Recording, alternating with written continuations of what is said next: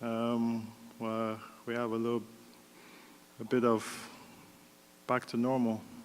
It's good to see everybody, no mask, a couple, but hanging out. I know we as a team are very excited about the upcoming season, so any questions? Ready to roll.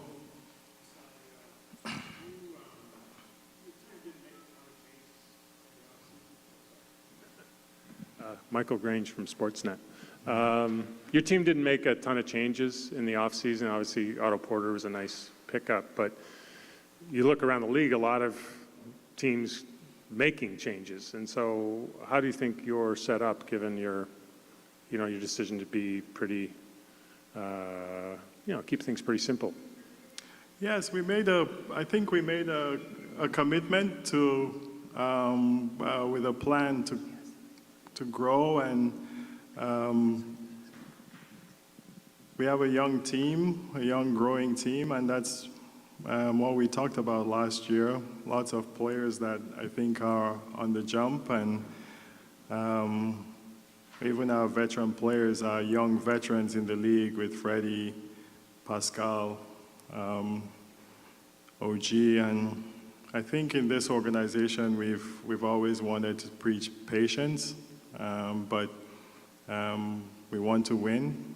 We are expecting to win, but yeah, honestly, we can react to what's going on in the league, and yeah, you look at other teams and we study all of that, but in terms of our plan is to grow our young players, and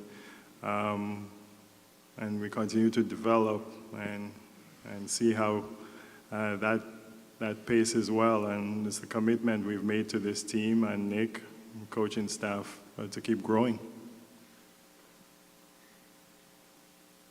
Yeah, Masai Doug Smith, the Toronto Star.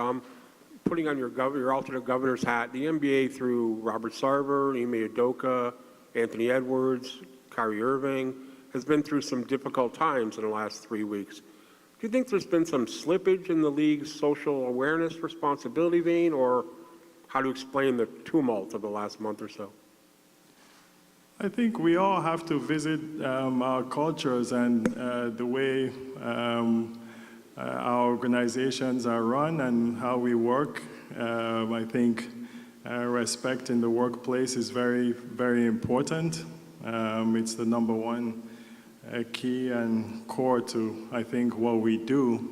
I know what we do in our organization, and I think what Adam Silver preaches in this league, and the things that start to deviate from that, people are going to make mistakes. We're all human beings and they make mistakes, but we have to be held accountable too, to all these things. And I know in our organization, our culture, treating people well, the respect for whatever positions we have, kind of language we use is very, very, very important for us. So seeing all these cases are learning examples for us, and it tells us that we have to tighten up in everything that we do.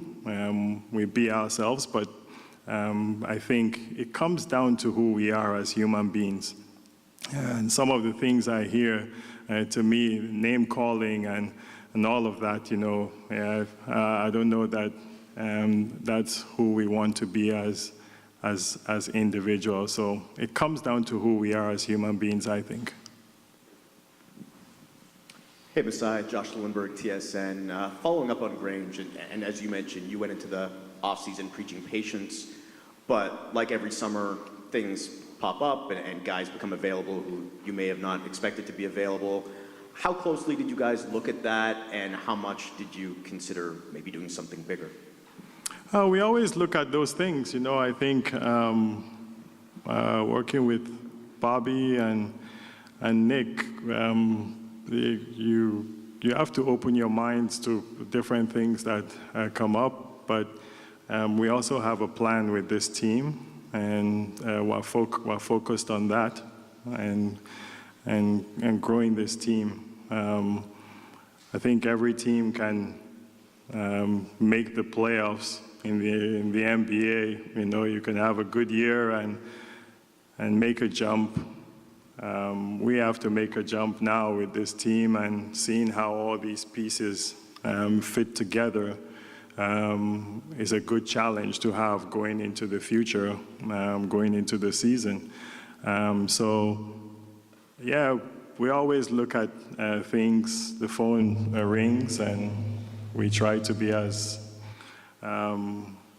active as we can, but we're also focused on who we are as a team and where we want to go with our basketball team. Yeah, sports is about winning, and we want to win here.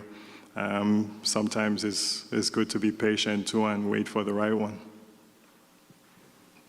Oren Weisfeld, Yahoo Sports Canada. Just to go back to Doug's question, you talked about the drama in the league this offseason, but the only real news coming out of this organization was, work these guys were doing in their communities with scholarships and camps and stuff along those lines. So can you just talk about the character of this group and kind of the culture that you guys have cultivated here?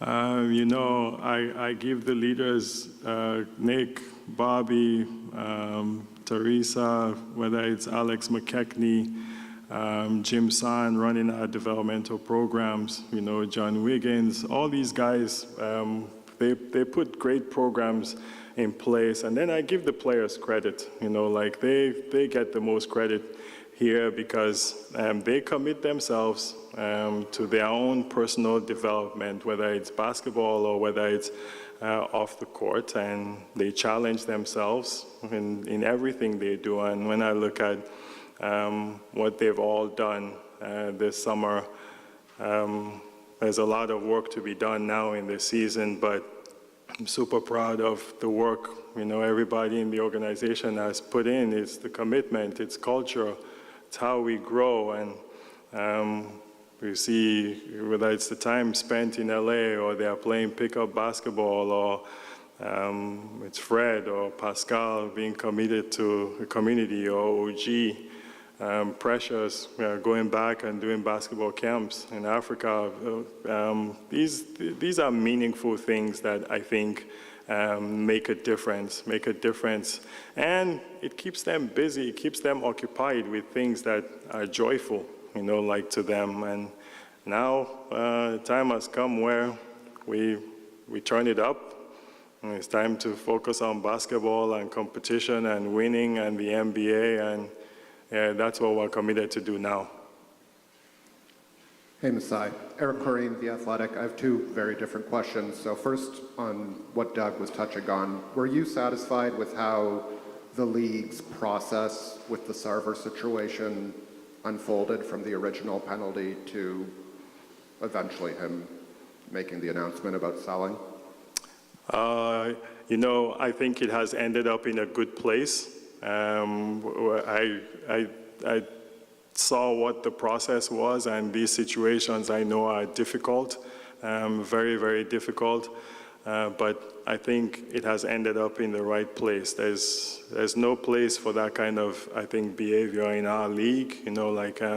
People are going to make mistakes, and sometimes there's consequences, for these mistakes. And I think, thankfully, it has ended up in the right place. And I know Adam it's a tough situation to be in, but I think it's been handled well. On another note, Fred is extension eligible as of July. What have your discussions with his team been like, and do you anticipate getting anything done? We've had good conversations with Fred and his representation. Whether it's now or later on, Fred is beloved to us, and his progress and as a basketball player, as a leader in our community is incredible. And hopefully, we'll figure out with time. These are not things we discuss publicly, but I think we're in a good place. Masai of Vivek Jacob, Raptors.com, right here. Okay. You mentioned the pickup runs, the team spending time together over the summer. That's something we've seen in the past with the bench mob as well in the previous iteration of the team. How does that carry over? How does that culture carry over through different iterations of the team? Well, they spend so much time together, and our guys are just naturally like that. They hang out around each other. They like being with each other. They like playing basketball together. And you hope that we make that jump. This is a difficult one here now to make a jump. I always say I could put me, Grange, Bruce, you, and Laurie. Where's Laurie? Who play point guard? Yeah, right here. And we could surprise the NBA with one game or something. Get one win here, or maybe even make the playoffs. Now, now you're telling on yourselves, right? So Coach Casey used to say we told on ourselves, and you have to make that jump. And this is where it gets difficult fitting, but you build those from the summer, from the time spent together. And honestly, with the hiring of Rico Hines and the young Jim San and how much attention they pay, and Nick Nurse, the program he runs with getting players, with the one-on-ones they spend trying to develop physical strength that they're trying to build, endurance, all those things I think are really important, and mental wellness, like a right frame of mind. I think, it's very valuable for us to have this time together, and hopefully it translates to the real basketball games starting soon.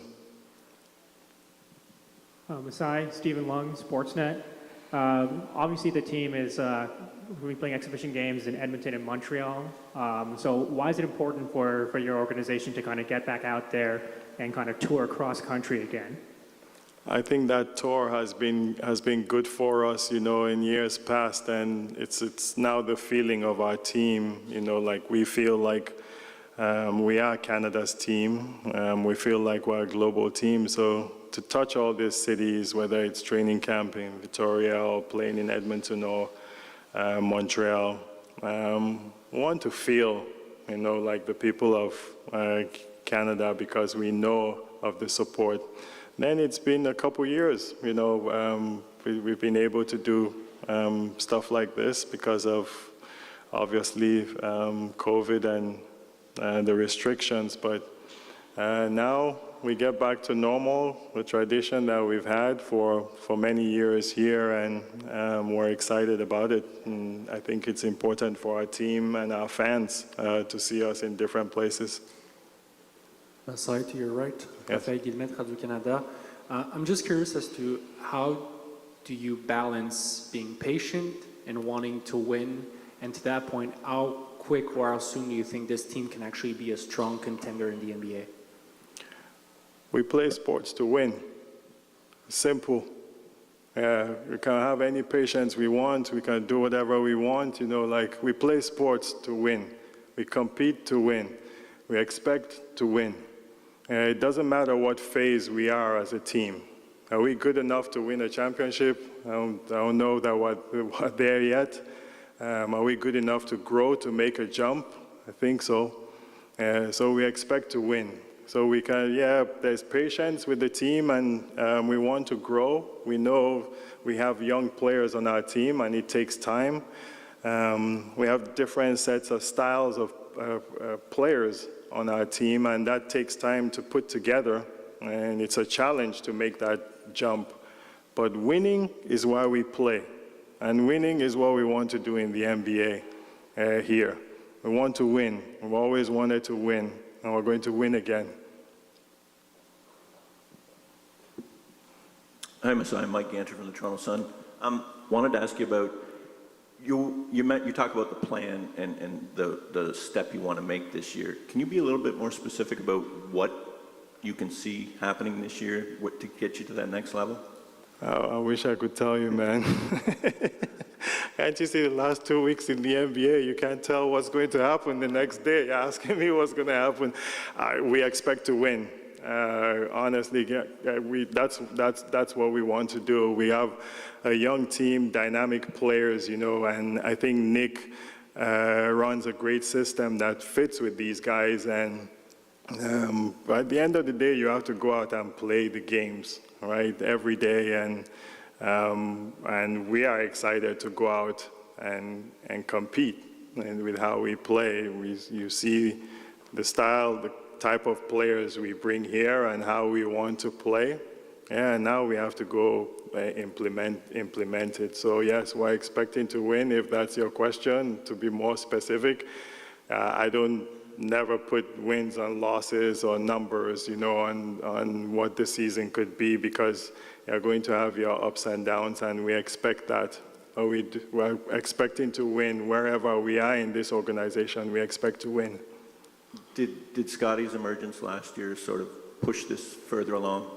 He's still a young player in the league, and it takes, young players take time in this league. You saw, example is Boston, they had young players and they grew and took time and went through adversity and it grew to where they are. It really takes time in this league, and we're happy with his progress. He's an exciting, incredible young player in this league that's going to have an incredible career and hopefully win a championship here.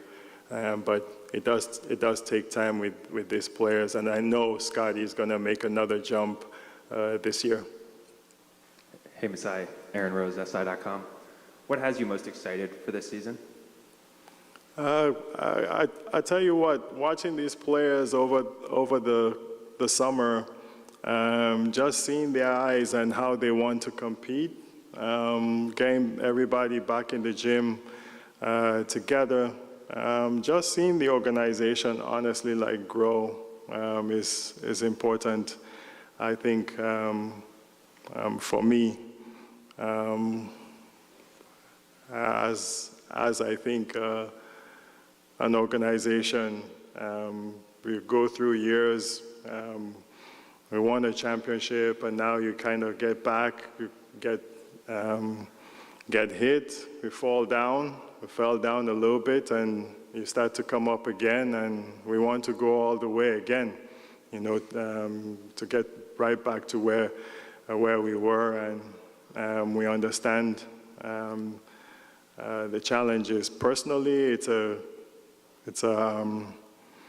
it's good to be out of this, and for me, selfishly, personally, we Giants of Africa are going to celebrate 20 years next year. I'm excited going into the 20 years, and just seeing everything, the support, the organization, mid-call coming all around. It's been incredible journey, and anxious to see what the next 20 years is going to be, here as a team and on the court and off the court. I'm Spandio Berahini from The Score, right here. Hi. We see so much international talent nowadays, whether it be the G League, inside the NBA itself, the BAL. Do you think the NBA is ready for more international expansion? The whole world has to wake up to this. Look where the game is going. You have to pay attention to it. Everybody has to pay attention to it, including those covering the games, including ESPN. It's a global game. Look at who the players are. It's opening up now. Everybody is watching their games on this.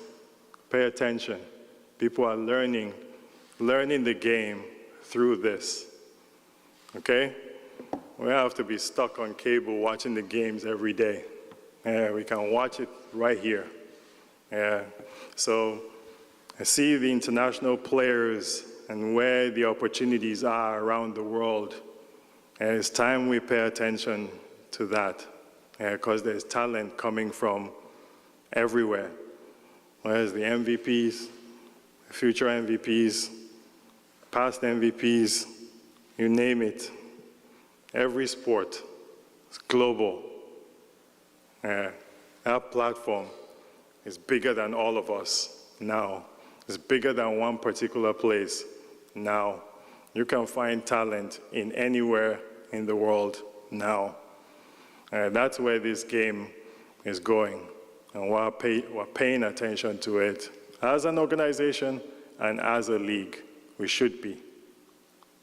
Masai, Adam from Daily Hive over here. I just wanted to ask about the players that are sort of fighting their way for a roster spot. What's your message to the guys who are trying to, crack a new role in the NBA or even just crack the team for the first time, just the guys at the lower end of the rotation? It's only one word: Fred VanVleet. It's simple. We have him here. How did he bet against anybody? Right? You can do it. Rise from championship to all-star to leader to community leader off the court.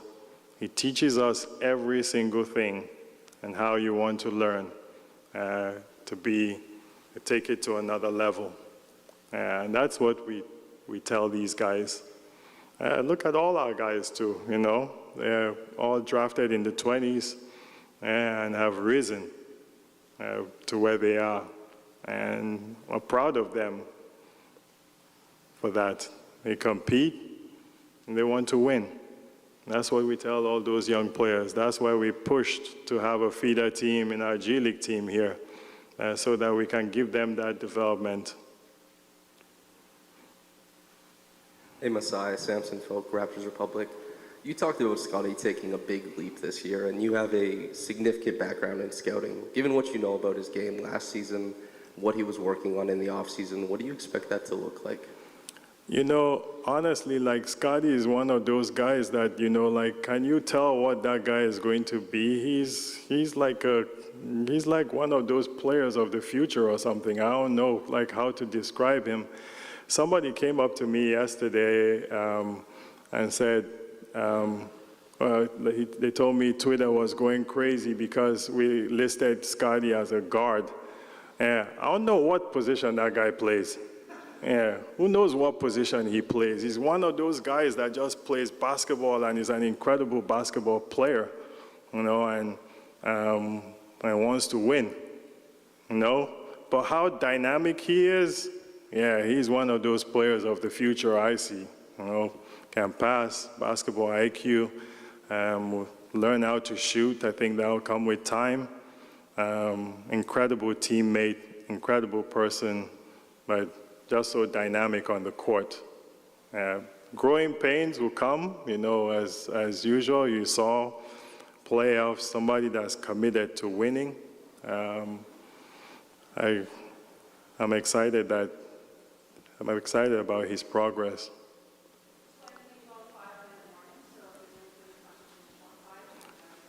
Come on, JQ, I'm trying to be like Presty here. Stay here for 2 hours. Come on. Oh, there's people have to go after him? Oh, okay. End of season, we'll do 3 hours? Okay. Hey, Masai, Lee Ben Osmond from the Toronto Star, right here. Okay, perfect. Good. I wanted to ask you about Christian Koloko. When he got drafted, he said it meant a lot for him to get drafted by you specifically. I want to ask you, what did it mean for you to draft him, following him for so many years, especially to look at Pascal and Precious potentially as a blueprint? Yeah, these guys, it gives me goosebumps, when you see those young guys sit down in camp, whether it's Basketball Without Borders or Giants of Africa, and you see them appear on my team. I give credit to our scouts, from the work. Bobby, Dan Tolzman, Patrick Ingerbert, Curtis Crawford, these guys are on the road. They are constantly scouting. Our scouts in Africa, they're constantly watching these guys. But the progress that these guys make, I think is what we follow too. When you see a kid that young, then all of a sudden he appears in Memphis, like Precious, or they appear in Arizona, like Koloko did. And our guys follow them, and you see what their development is. Then maybe we have some kind of cheat sheet, because you follow them. This is something we do with pride, and our scouts do with pride. And I'm not hiding it from anybody. We do it, because I believe in those young players on the continent. It doesn't mean I'm just going to draft anybody, but I truly believe in these players. So to see Christian Koloko, to see this kid, lanky kid in basketball without borders that can take 3 steps here and 3 steps backwards, and then, now you start to see touch, and it's getting bigger and developing as a player. It makes me proud, because they're not there just to fill in. Precious is not there to fill in. Precious is there to play. Pascal is not there to fill in. Pascal is an all-NBA player. And we're proud of that from where they've come to, not just Giants of Africa, but also the work that the NBA is doing on the continent. Super proud of all the work Amadou Fall does with the Bar League. It's developing, it's coming. It's what I'm telling you guys globally, the game is coming. It's not going to be a surprise that we see the Christian Kolokos and Preciouses appear on other teams, many places, in different organizations. It's coming. Hi, Masai. Eduardo for Babel. You touched a little bit earlier on international basketball. Last season, the Mexico City Capitanes became the first Latin American team to be in the NBA. They're part of the G League. So what do you think about this effort made by the league to expand its borders, as well as just the opportunity for Latin American players in general? Yeah, I think it's awesome, because it's needed, and I think the expansion is going to become even more. It's what I talk about is global, and the NBA has that energy. We see it with the players, we see it with the work with this new team in Mexico City, and I, again, biased, but with the Bar League in Africa, it is growing, and we have to look everywhere and give opportunity everywhere. So we're really happy about that. Hey, Masai. Ryan Wolstad, Toronto Sun. How does OG fit into things here, and what do you expect from him this season? I expect a big jump from OG. He played 43 games last year, I think it was. I think OG has put in incredible work this summer. I know we had all those rumors last year, but I think OG is in a good place, and we have almost, it's intentional that we've done this, the same type of big wing players that can play. He's just such a dynamic player that plays a lot of positions, can shoot the ball, and I think his growth is coming, and we saw the impact he had and the little playoff opportunity that we have, and I think it's going to be even bigger this year. Yeah, OG has to realize now too that he's one of the leaders on this team. Unfortunately now he's not like a young guy on the team. He's been preaching young guy for like 5 years now, he's no more the little one of the team, and I think he's showing that with good leadership with the young players. He's close to Precious and Scotty and all these guys, Justin and Delano, and I think he'll continue to show that growth this year and make a big jump. Thank you, guys. Thank you.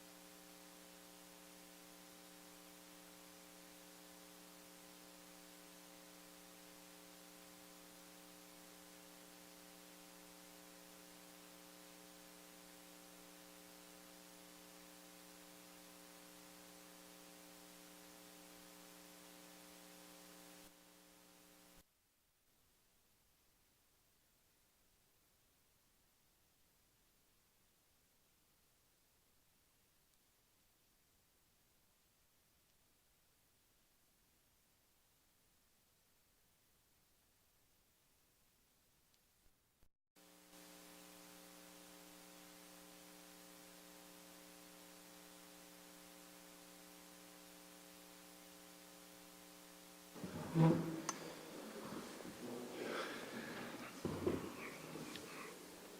one today.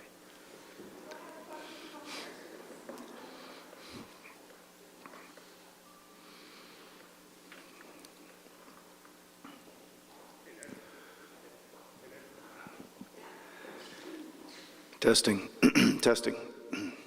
Mine's working, Michael. Hi, Michael.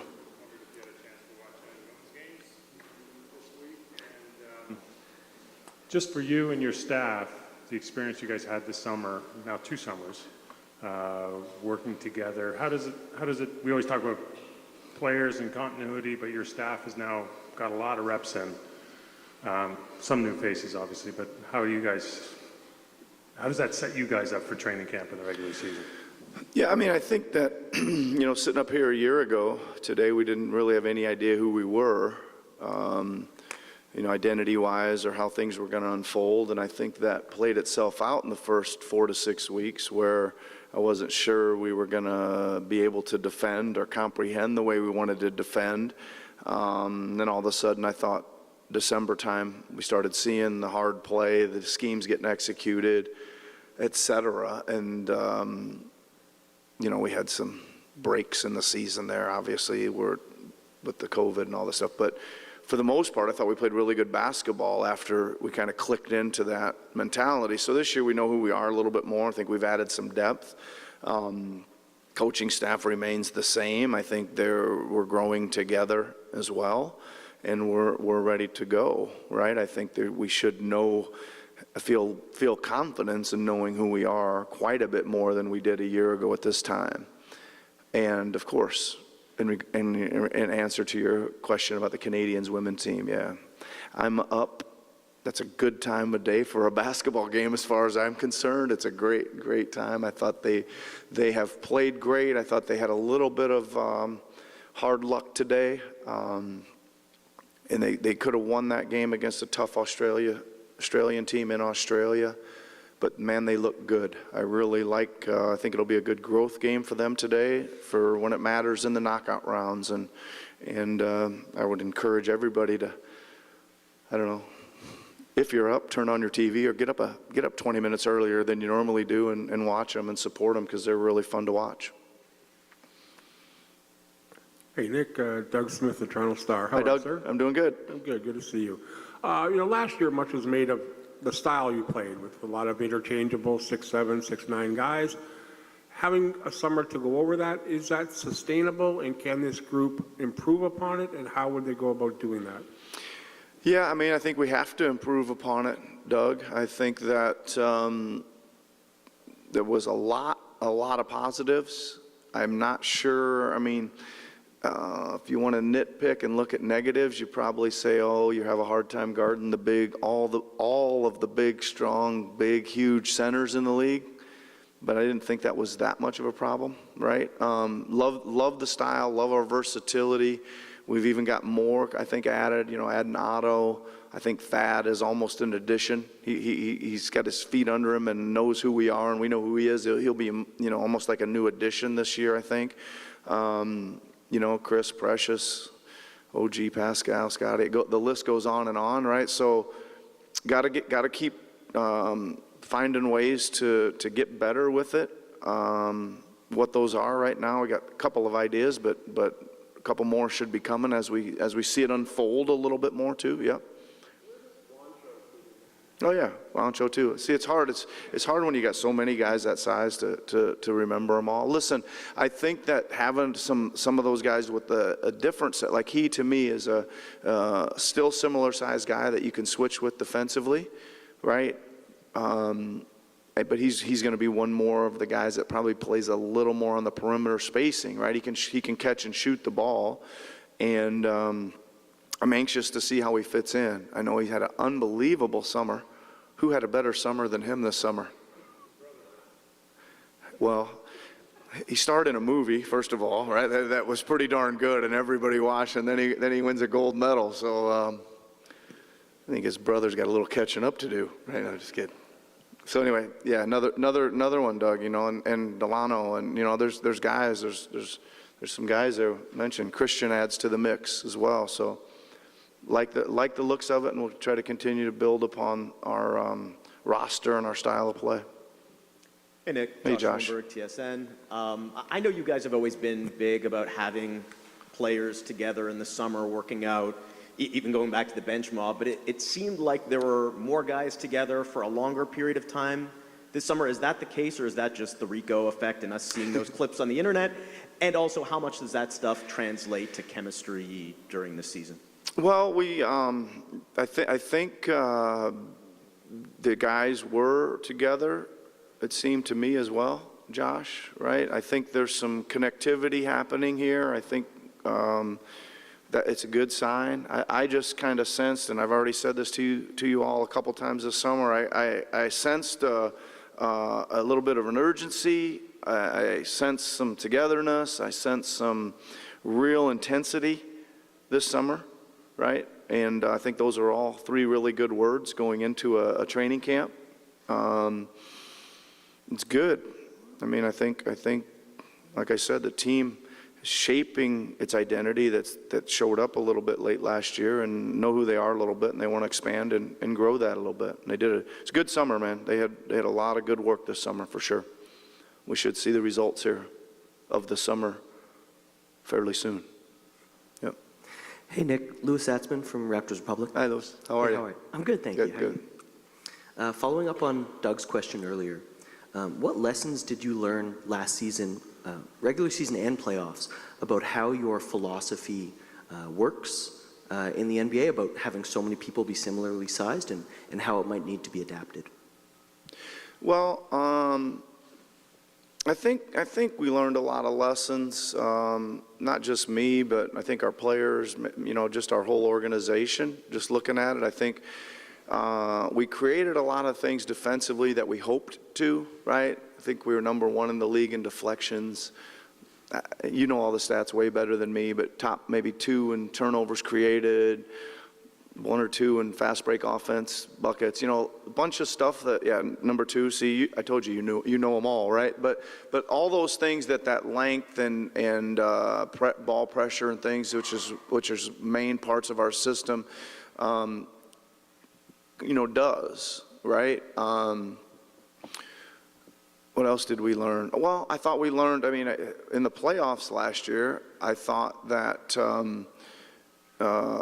couple things, we had some injuries there. We ended up playing without guys. We ended up not playing with Fred. Like, we said we could be versatile. Could we be that versatile? And I think we found out, well, yeah, we can.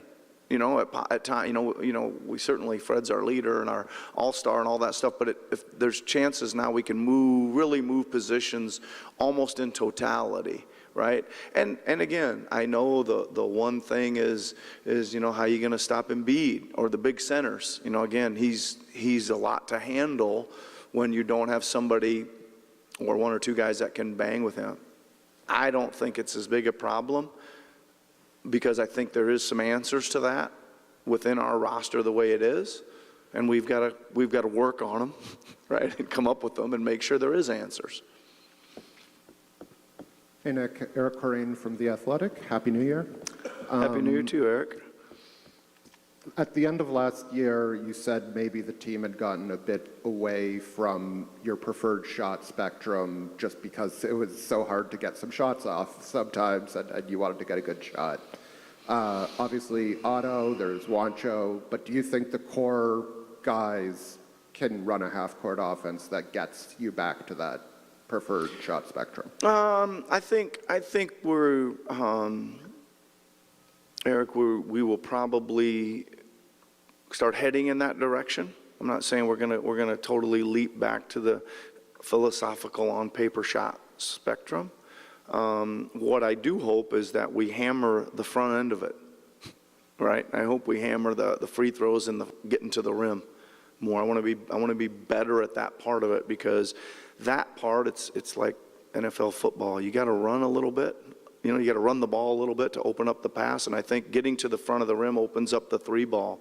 And we certainly want our share of catch and shoot threes. So I would hope that concentrating or emphasizing that front end of our shot spectrum, free throws and rim, would kind of smooth out the overall shot spectrum a little bit. Vivek Jacob, Raptors.com. Vivek, how are you? Good, how are you? Good. Nick, with Fred, obviously injuries were an issue last season in the second half, and his minutes overall the last couple of seasons have been really high. Do you see a path this season to address that? Yep, I sure do. Do you see a clearer path than last season, maybe? What that might look like? Well, I mean, yeah, I'm not, I'm going to tell you, the answer. If you want me to say it, yes, we play him less minutes. I mean, listen, I think I just addressed that. I'm not trying to be funny at all. I think that he has played great, and we needed him out there. I think, again, we've got more depth. I think we learned in the playoff we can move pieces a lot better, right, and do some things. I mean, I think that his biggest strength for us that isn't that maybe noticeable or talked about is he guards the other team's pick and roll, right? Which is going on constantly, like every night. You know the guys that are coming in here that are playing pick and roll 70 times a game. Well, he's the guy that's guarding and defeating a lot of that. So that's the thing we've got to make sure when we do veer off and give him all this rest, right? That we can have a scheme in place or some people in place to defend all that stuff. And just to shift gears, with Trevor Gleason, just curious about, maybe how the reality has played out compared to your expectations when you brought him in, and do you think he got what he needed from when he coached the team in Summer League? Yeah, it was designed for him to coach the Summer League team. One is because he's a heck of a coach. Like he knows how to win. Like he knows how to grab a group of guys and win games as he did in Summer League. But again, it was an education process to just get him even more up to speed with what we're doing. And it's different. I went through the same thing myself, even though I was in the D League playing very similar style. But when you come to the NBA and the games, 82 of them start coming at you like so fast, like it takes a minute to understand all the terminology, philosophy, scouting reports, what the other coaches are doing, all that stuff. So all those really good things I just said about him are true. We think we've got him almost caught up. I think, like from my experience, year or two, I felt a lot better than I did in year one. So no, he's a heck of a coach, man. He's a winner. Hey Nick, Aaron Rose, SI.com. Hi, Aaron. Good to see you. Good to see you. Fred talked last year about championship teams are built on getting guys to sacrifice. You have guys coming up with contract situations, guys who want bigger roles. It sounds like everyone in the organization is taking a jump. How do you balance those things and make sure that everyone has enough to eat, but also is happy? Well, I think that there isn't a whole lot or too many years go by, right, in the NBA where all those things you just said aren't the case. Some guys are playing for contracts, and the next year it's somebody else, right? And I think always guys are trying to make a step forward. I think we got a whole bunch of people, myself included, trying to make a step forward from last year, right? Our coaching staff included, right? It's just another day at the office for us. I mean, it is just kind of, I'm going to see how many cliches. It is what it is. I mean, I don't know. I mean, it's kind of what we go through, right? And it's part of, people talk about the culture. It's part of that takes care of a lot of it.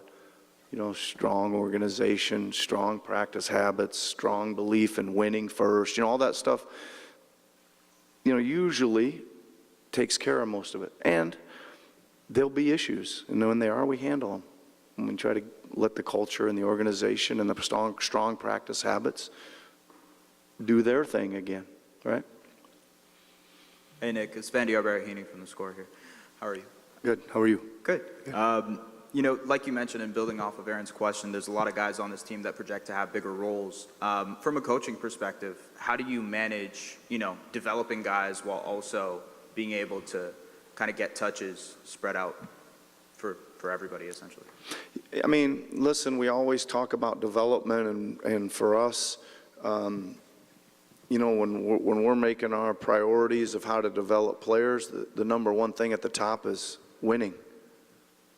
Developing them, teaching them what winning is and how to win, right? So that still always remains our priority. You know, right underneath that is developing them personally, both on and off the court, but so they can, their careers can take an upward, you know, move. Again, it's just kind of the nature of our game and the nature of the league, and we feel like we've got really strong staff, really strong support, and I think that's why we've been able to win, and we've also been able to develop a lot of young players. Nick, Adam Lascaris from Daily Hive over here. Sorry. I'm just wondering, as an NBA coach, there's news breaking in this league. You know, it seems every 20 minutes. How do you keep up with all of it during the off season, right? And how do you filter out, you know, what to pay attention to? And you know, just when you're doing so many different things that are non-basketball related, how do you make sure that you're paying enough attention to the NBA? Well, I probably am one of the least consumers of the rumor mill in the league. I just feel like it wastes more time than it helps, right? I really focus in on my staff and our players and what we're doing here. I try to learn from any situations I can. I don't think any breaking news is gonna, I'm gonna have to react to it from other teams very quickly. So I don't know if I get the news. I'm not sure I get it when it breaks. Very good. Did I answer your question? Okay. Hi, Nick. Julio Rivas from EFE News. You talked earlier about Juancho, but what do you think specifically he's going to provide to the team? Well, I think very specifically he's a guy that can stretch the floor and shoot the ball. But I think more in general specific, he knows how to play the game, right? I've always thought that about him over the year. I've seen him a lot internationally, and he's played for some of the coaching friends I have in the league, and he's got a good sense of how to play the game, just in general, right? You know, he's got a good IQ, he understands spacing, you know, communication, all those kind of things. So that's always good. A guy who knows how to play, that can step out and shoot a little bit, you know, we should be able to use him. Hi, Nick. Over here to your left. Stephen Long, Sportsnet. Hi, Stephen. It's good to see you. Good to see you. I believe Scotty Barnes was listed as a guard as training camp approaches. He's a point guard. I heard he's a point guard on his Instagram or whatever. How do you intend to use Scotty as a point guard, if you do intend to use him as a point guard? Yeah, like similar to the way we did last year. I mean, I think that there's a number of guys that can bring the ball up the floor, but I would say if we're in situations, you know, Freddie, Scotty, Pascal, you know, all those guys are good initiators of the offense, and I would say that he'll get some opportunities there. He likes it. He's a kind of an organizing pass first type of guy, and you know, like I said, he likes that position, point guard. He likes that behind his name. So we'll see if we can develop that out a little bit. Hey, Nick. Samson Folk, Raptors Republic. Hi. So with Team Canada, a lot of defensive principles get their footing in international basketball, and I'm wondering if you've gleaned anything from your time with Team Canada among all the teams you've been able to play in the different styles. Well, we've been able to, I think, instill a lot of our principles, you know, and kind of mesh them for both teams. It's been a great summer for Team Canada basketball, even the fall and the spring. Again, the continuity with, I think, 3 or 4 of my assistants for the Raptors, you know, coach those teams. And I think the style of play, you know, showed itself this summer. Always learning little things, right, about, you know, from the international game. I'm pretty happy, but, you know, the FIBA games, seems to be more physical, right? I mean, a lot of, I don't say seems, it is, but a lot of that's centered around inside play. You know, there's a lot of teams with a lot of centers just beating the heck out of each other down there, right? So a lot of that physicality comes from that, the apparent physicality. And there's other things too, but I also learned quite a bit offensively too. You know me, I really like watching the international game, and there's always things to learn. Hi, Nick. Lindsay from City News. Hi, Lindsay. A quick question about Scotty first is, have you seen him today? Last year, his energy level at Media Day was like he was chest bumping people, giving hugs. Where's he at? I have not seen him today. I don't know. There's a lot of people crossing paths out there in the hotel, but I have not seen Scotty yet. All right, for Rico Hines, obviously, we've seen his Rico runs for the last couple of, I think, decades even. Mm-hmm. How have you seen him impact your players, and how do you hope he can help improve them? Well, he's as good as there is in the business in player development, right? That's a big statement. Guys trust him. He can command an entire gym, not with just one player, but with 60 in it sometimes. And he has a deep, deep passion for the game. He's in the gym all day. He loves coaching it, and he loves making people better. It's a lot of positives right there. Hey, Nick. Ian Harrison, Associated Press. What does Otto Porter bring to this roster? Well, I think it's always good to add a veteran guy. I think it's always good to add somebody that's got a championship under their belt. I mean, guy was starting in the NBA Finals last year. That's pretty cool, right? It's pretty cool. Got some size, got some unique rebounding ability, right? He rebounds really good for his position, and obviously he's a really good shooter. And as Masai mentioned before, progress in the young players is not always linear, obviously. With Scotty, what do you envision sort of as a kind of development curve for him in his second season? Where do you see him going this year? Well, I'm not sure. Where do I see him going? I'm not quite sure how that'll all unfold.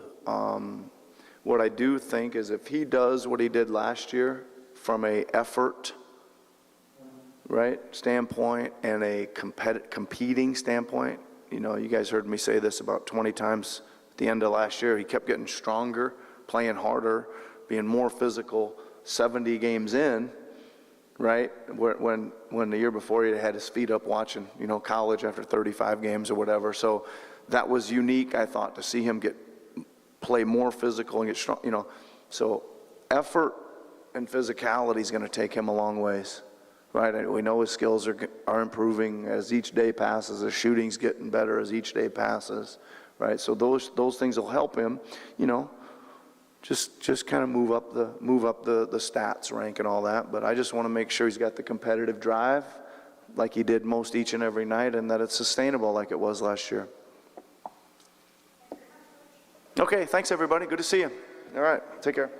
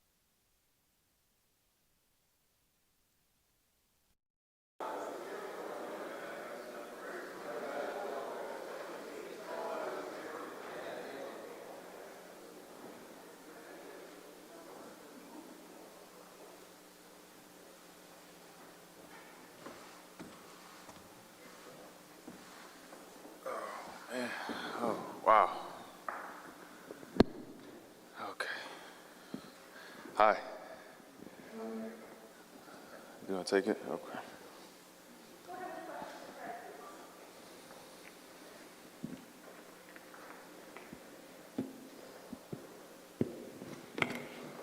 Hey, Fred. What's up, Mike? Michael Grange from Sportsnet. Just wanted to ask you about, your summer and coming off the way the season ended for you with, various kinds of injuries. What did you learn about the load you took on last year and with, a nice long off season? How did you apply it and how are you a little bit different based on your year's experience? Yeah, I think first and foremost, just with the adrenaline and the way that the season was going and just the last push we made to even get to that position that we were in, I think I kind of zoned out a little bit in terms of listening to my body. So definitely had to listen to my body once I had to sit down and go home and we lost and I had to go see the doctor and, all of those things just to plan out the rest of the summer. But had to get stronger. I had to make some changes. And I did those things, and I feel great. So obviously we know how it ended last year, but at the end of the day, just having a good summer, having time to recover and not only get back to where I was, but try to, be better to handle what my role is on this team.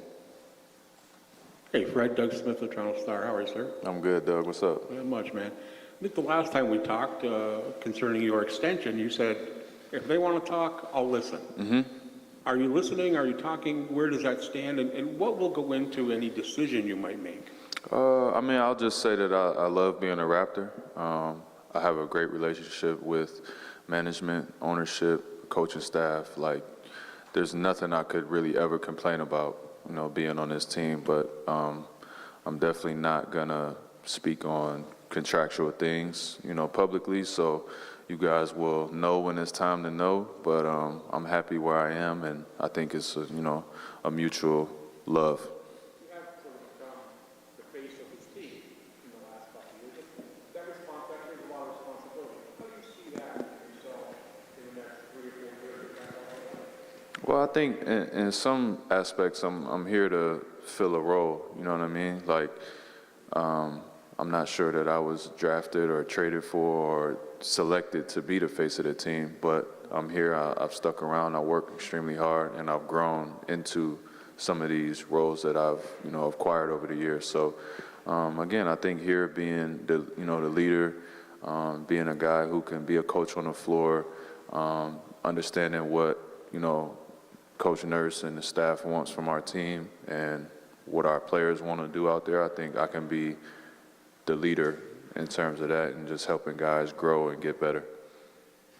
Hey, Fred. Aaron Rose, SI.com. You talked about sacrifice at the end of last year and how that's what it takes to win a championship. We hear guys wanting bigger roles, people taking jumps. You're the point guard and a leader. How do you make sure that everyone is satisfied with their role on the team? We win games. I think it's that simple. So when you're winning, everybody's happy. And when you're not, that stuff will figure itself out. So I never really been a guy to have to be disgruntled or anything, so I can't really speak to that. But I think just if we win, I think everybody's happy. I think there's enough room for everybody. We have a lot of talent. I think it's a good problem to have. But do we have to find a way to play championship level basketball? Sure. And that definitely looks different than what we did at times last year. So camp starts tomorrow, and we'll see what it looks like. Fred, on your right here, Raphaël Guillemette, Radio-Canada. In regards to the possible extension, I just want to know, how do you see your own future in this league align with the future of this team? Masai said it's a young team, not yet ready to win a championship this season, but ready to make a jump. How do you ponder that in your negotiations or just your reflection? Again, I'm 28. You know what I mean? I know it might feel old on this team, but I feel as good as I felt in a long time. I had a great summer, so I definitely don't feel old. I don't see myself as an old player.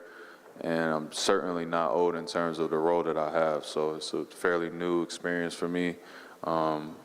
Really my first year at the helm by myself without Kyle, that, you know, in the backcourt with me. So this will be my second. And again, I don't know if I have to say it again, I'm not really going to speak on contract things, you know, in terms of those details, but just where I am in this team, I feel great. I feel like I could fit here, and I know my value and what I bring to the table. Hey, Fred. Josh Lindbergh, TSN. Last year, you guys went into camp with a very young team, a new team, and it showed early in the season. Now, I think you guys lead the league in continuity, 13 guys back from last season. Nick was just here talking about a lot of you guys spending serious time together, working out during the offseason. How much do you think that continuity and chemistry translates, and how much do you think it'll pay dividends early in the year? I hope a lot. I hope a lot. There should be less explaining and you know, confusion of certain things that we do. Coach adds new things every year, so obviously that'll be an adjustment. But for the most part, we should be pretty familiar with the things that we're going to do, whether that be practice or in the games. And you will hope that that will give you a little bit of a advantage early on to win some games. So again, I'm excited to get to camp, see what our defense looks like. You see how we're moving and flying around, and the offense will take time, as it always does, and we'll find the right lineups and flow and rhythm that we think can help play championship basketball.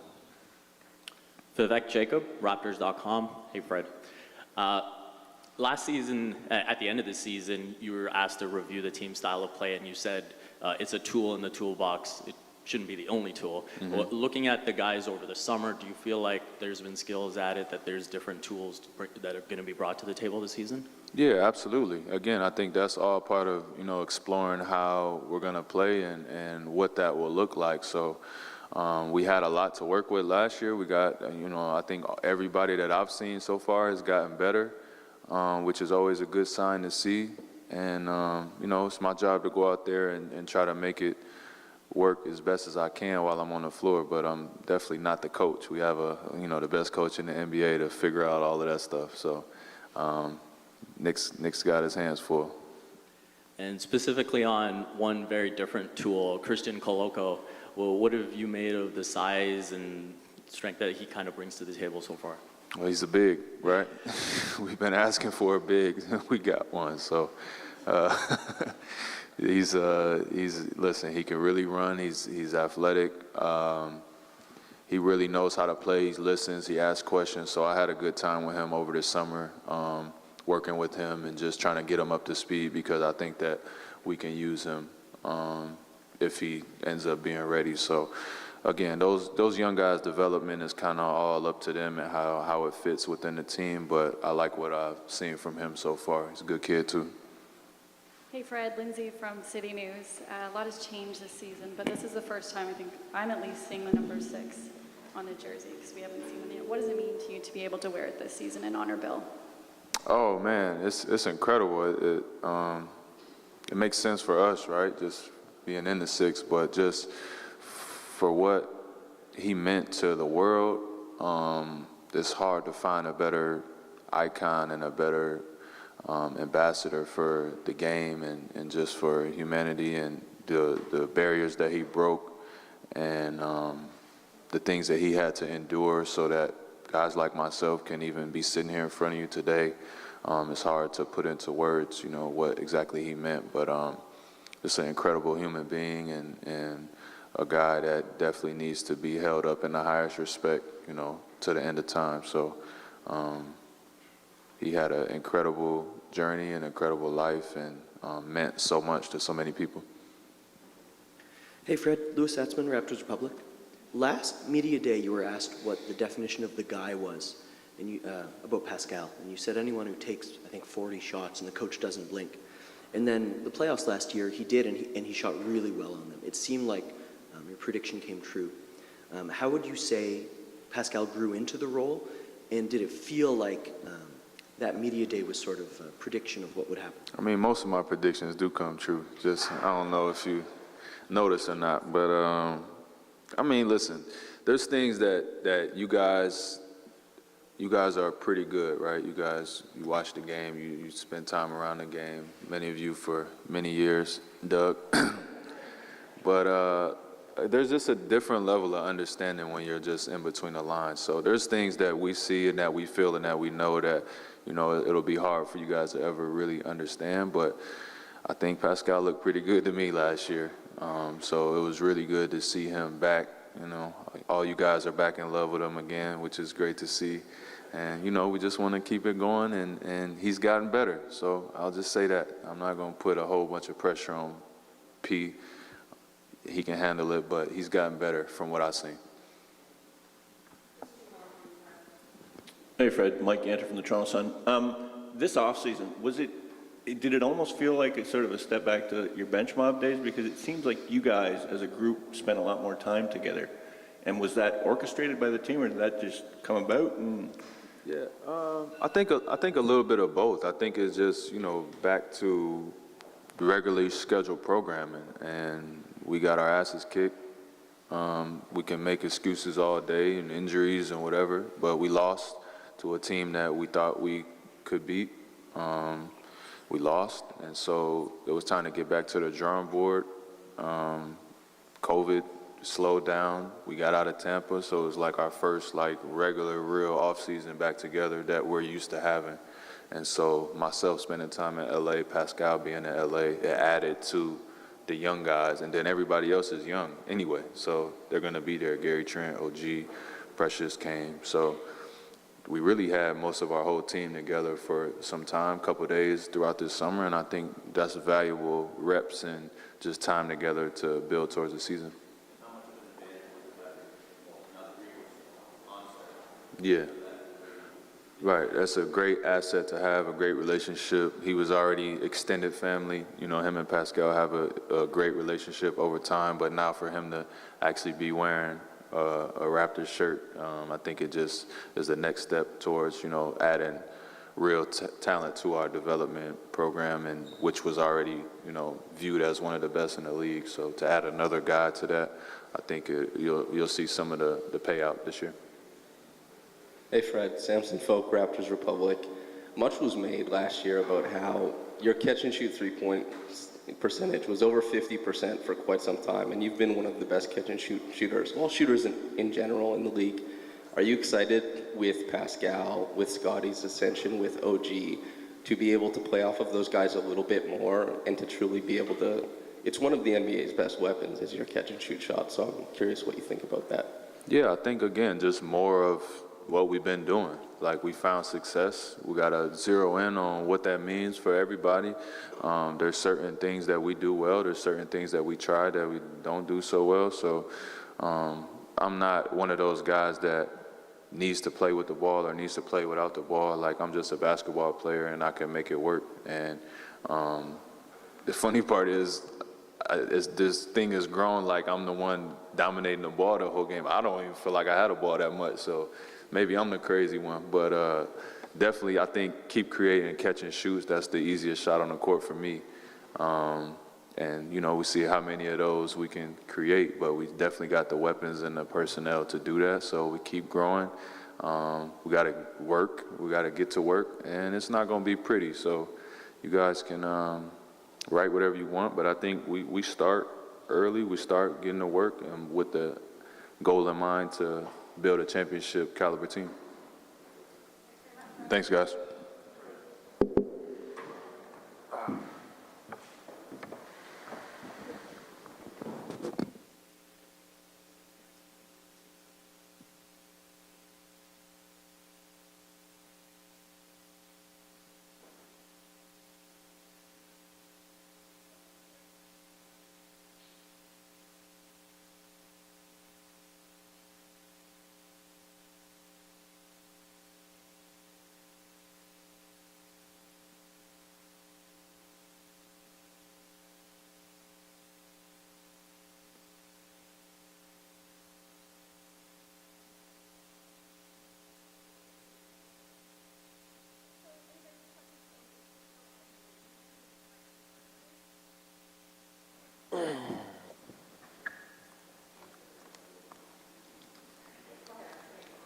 Hey, OG, welcome back. Obviously, there were a lot of rumors around your name this offseason. How happy are you to be back in Toronto, and how happy are you with your position on this team? Oh, definitely happy to be back in Toronto. You know, just excited for the season. Just ready to start the year.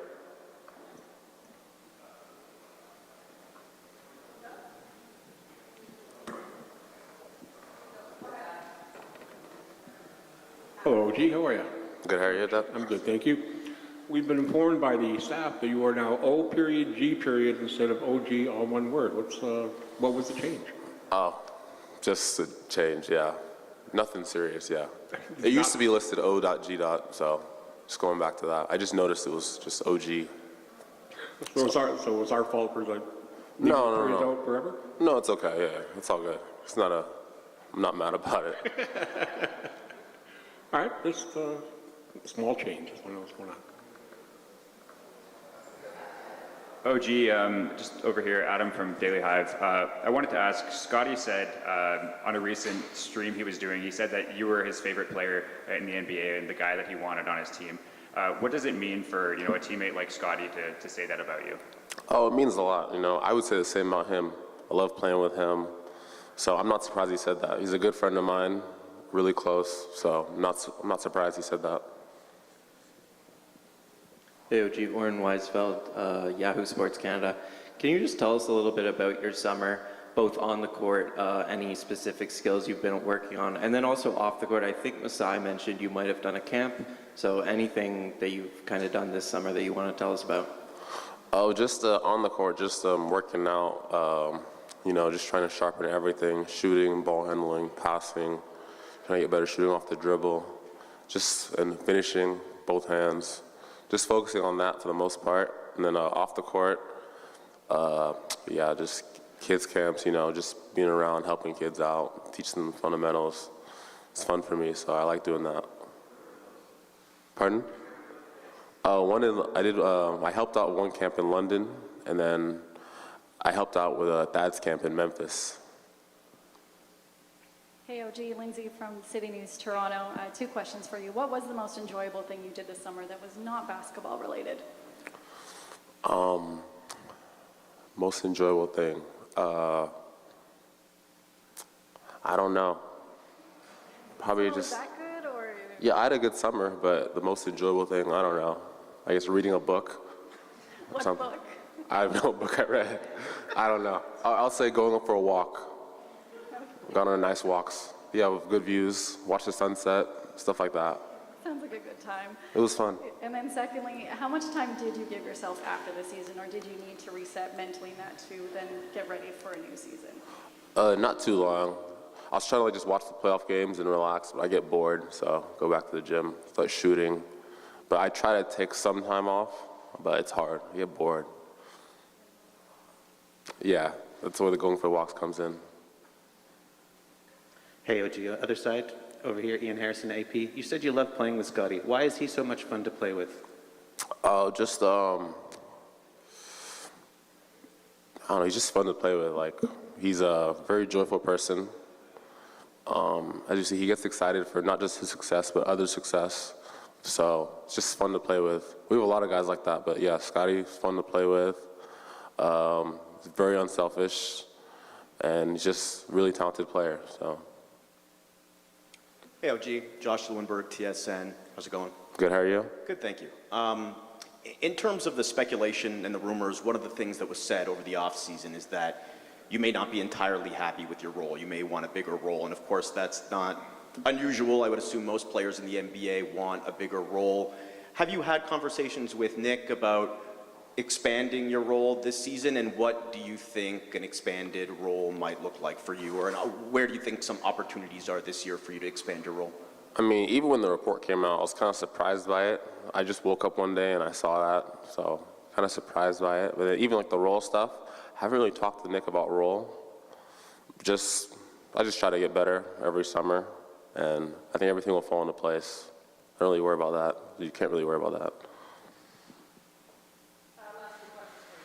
Hey, OG. Ryan Wolstad, Toronto Sun. I'm just curious, they were talking about how you're going to more of a leadership role now that you're obviously not old, but one of the older heads on the young group. How does things change for you in terms of how you relate to the other players and try to help them along? Oh, just we have a lot of young guys, so just try to teach them stuff I was taught when I was younger. I had a lot of good vets, so passing on the stuff I was taught and just teaching them about just how we play, how to fit in, how to help the team win, and then even off the court, just teaching them stuff about nutrition, taking care of their body, and then just try to be more vocal. Just pull guys to the side, tell them what they need to do, what they're not doing. Just be a leader that way. AOG, Samson Folk, Raptors Republic.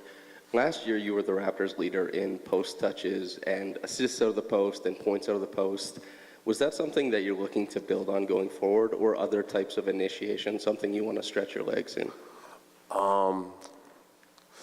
Yeah, of course. I always want to, if I'm in the post and I see someone open, I'm always going to pass. And even if I have the ball up top, I see someone open, I'm always going to pass. So just making the right play is the main thing. Just trying to be calm and just collected and just make the right play, whether it's a shot for me, shot for someone else, pass. Just making the right play is the main goal. Thanks.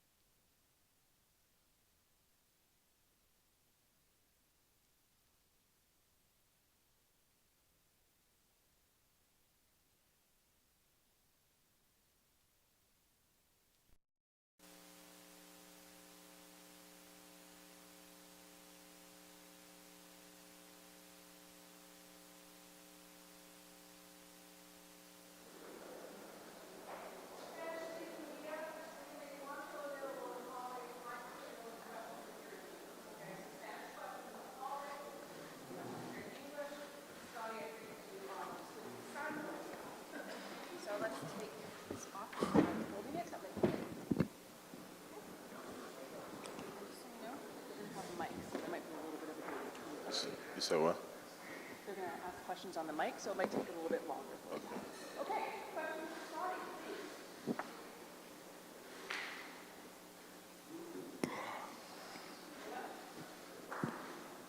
Hey, Scotty. Lindsay from front row over here. Lindsay, City News. First of all, how was your summer? It seemed like it was the Scotty Barnes summer. Summer was amazing. I feel like I got a lot of great work in between working out with my trainers and working out with the coaches. It was a great summer. After such a great rookie season, what kind of expectations and goals do you have for yourself going into this season? I would say some expectations and goals is just my first goal is probably just continue to just keep striving for success, trying to keep winning, keep trying to fight, try to win this championship. But I say some individual goals is just really just trying to take it to the next level with trying to make defensive teams all-stars and so on. Michael Grange from Sportsnet. Hey, Scotty. Was there a point in the off season where you kind of stopped and looked at, your first 6 or 7 months of pro basketball and really thought, what went well, what you needed to do better? Was there something when you thought about it, if you did, that in the end kind of surprised you, and how much better prepared are you for your second season?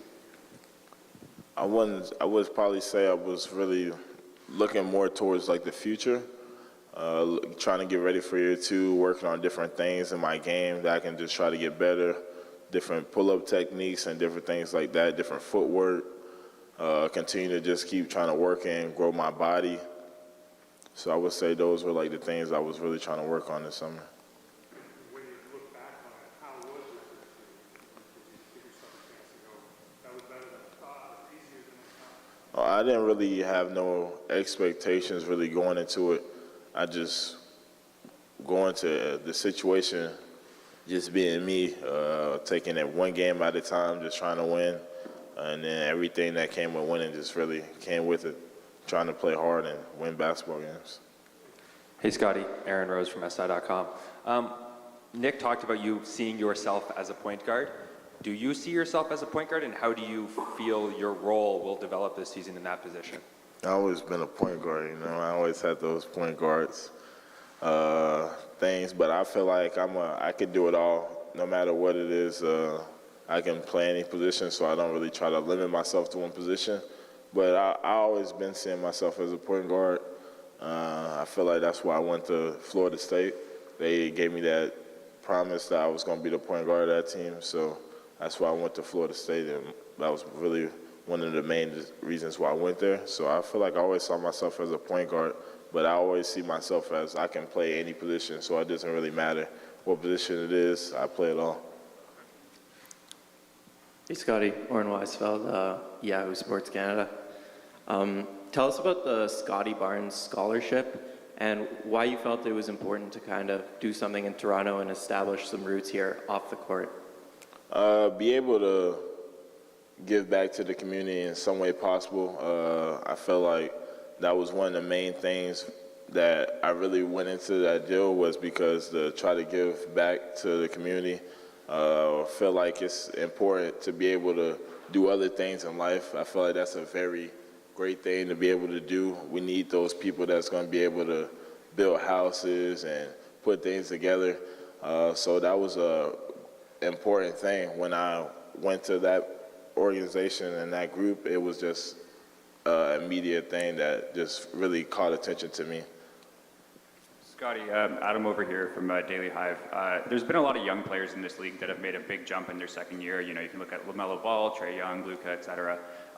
When you see those guys make that kind of jump, what does that mean to you, and how do you feel like your second year jump will be?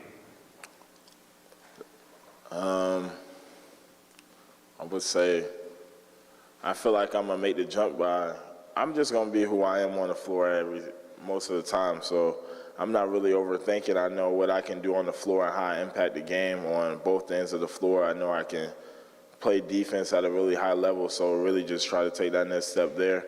And then I know what I can do on offense, but keep trying to add things into my game. So I feel like that's what's just going to take me to that next step. Keep adding things to my game, and I know what I can really do on the defensive end. Hey, Scotty, right here. Ryan Wolstad, Toronto Sun. Nick said one of the things they're going to try to do is get Fred playing fewer minutes. You were talking about point guard, that sort of thing. How can you help kind of lessen his workload and keep his minutes down and, yeah, just take the load off him? I feel like even me watching Fred as a point guard and how he uses his voice so well to communicate to his teammates, I see that, and he pushes me on the floor when I'm playing with him to try to use my voice more, to see me try to start off the sets and see what plays to run. So he pushes me to be able to go into that role to help me just be more confident on the floor so I know what I'm doing. So he pushes me to know all the plays and go with each other's tendencies and try to run the offense. Hey, Eric Corrine from The Athletic. Good to see you, Scotty. I know your playoff series was obviously interrupted by an injury. With the time you were on the floor, what did it teach you about that level of play, and how did it inform your off-season work? Repeat it one more time. What did you learn from, I guess, the extra intensity with the playoffs, and how did it inform what you wanted to do this off-season? I feel like I used that as a huge motivation. Felt like we saw what we can do as a team as well throughout that series, and how far we know we can go further than that and push ourselves more. But I see the level of competition, and it takes it to a whole different level. The occasion does obviously rise to a bigger level, and you can really just see that difference, the regular season and that postseason. For me as year one, seeing that, it really takes a different mentality. It takes a different level of competitiveness. Hey, Scotty, how you doing? Sven Diarberahini from The Score. Going through last year, obviously having a very successful rookie season, what are some challenges, or what do you think an area of challenges for you going forward into next season? I would say an area of challenge for me, see how I can just get better, how I'm going to take it to the next level this season, how we as a team are going to take it to the next level this season. Me just being able to be showing the work that I've really put in this summer with shooting the ball, just really try to take that to the next level to show my shot making, how I'm getting better on the catch and shoot, and just really just take it different levels.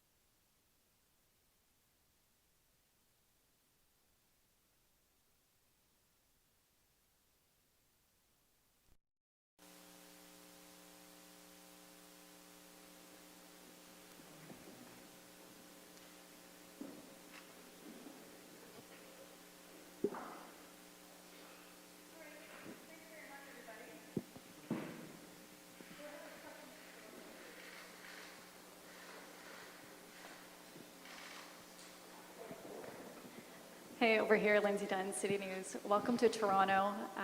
Just what has your summer been like, the emotions of seeing your brother win that, and then also your reactions and kind of experience to being in Toronto? I mean, it's been a great summer. I mean, first, the movie. We've been working 2 years on that, and it was successfully. And then a big summer for me, playing for my national team and winning the European Champions with my brother, and see my brother to get the MVP of the tournament. It was a honor. I mean, I'm so proud of how hard he worked for that, and I'm so proud how the team worked all summer for get the tournament.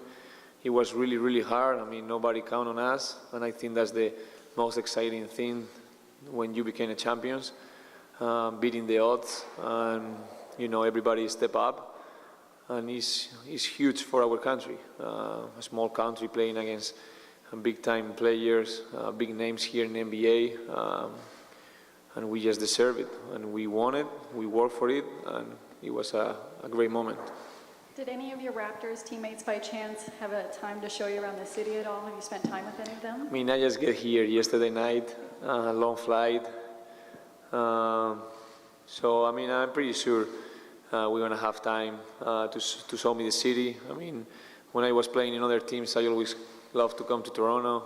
Great city, great restaurants, great things to do. And now we're going away for a training camp, so probably next week I got time to just relax and enjoy the Toronto. It's been a great weather, so I'm excited. Juancho, so Doug Smith of the Toronto Star. Tell us about the movie. How did you get into that? Like, did you have acting aspirations as a kid? Like, how did it come about, and how did you enjoy it? I hear it was a great flick. It was a good time. I never expect to be in a movie. I never dreamed to be an actor. So the pandemic hit, and I was at home at my brother's place in Charlotte. When he was playing in Charlotte with my sister, we were so boring.